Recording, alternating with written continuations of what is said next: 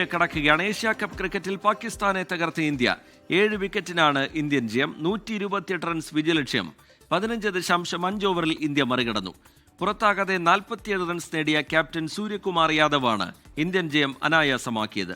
ആദ്യം ബാറ്റ് ചെയ്ത Pakistan 9 wicket നഷ്ടത്തിലാണ് 127 runs എടുത്തത്.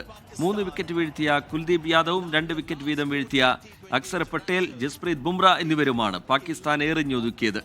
തുടർച്ചയായ രണ്ടാം ജയത്തോടെ ഇന്ത്യ സൂപ്പർ 4 ഏറെക്കുറെ ഉറപ്പിച്ചു.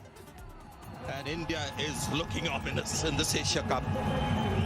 Leading from the front, skipper 47 of 37, strike rate of 127, very comfortable win for India against Pakistan.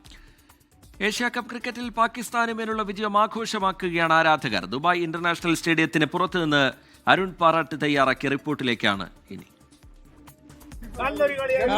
യുദ്ധത്തിന് ശേഷം ആദ്യമായിട്ട് നമ്മൾ പാകിസ്ഥാന് ഒരു നല്ല മറുപടി കൊടുത്തിരിക്കുകയാണ്.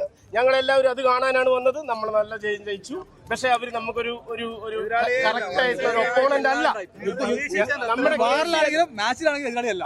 KCL ഞങ്ങളുടെ കമ്പനിയാണ് ഒരു ടീം ഓൺ ചെയ്യുന്നത്.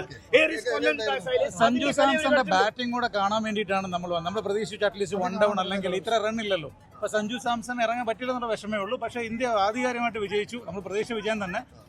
പാകിസ്ഥാൻ ഒന്നും ഒരു ടീമേ അല്ല. അടുത്ത കളി നെക്സ്റ്റ് സൺഡേ എന്തായാലും ഇന്ത്യ പാകിസ്ഥാൻ ആയിരിക്കും. ഞങ്ങൾ തീർച്ചയായിട്ടും വരും. ഫൈനലിൽ ഞങ്ങൾ വരും. പാകിസ്ഥാന്റെ ടീം പഴയ ടീം വെച്ച് നോക്കുമ്പോൾ ഈ ടീം ഒന്നുമല്ല. ഇന്ത്യൻ ടീമിന്റെ അടുത്ത് കോമ്പീറ്റ് ചെയ്യാനുള്ള ഒരു കപ്പാസിറ്റി ഇല്ലാത്ത ടീമാണ്.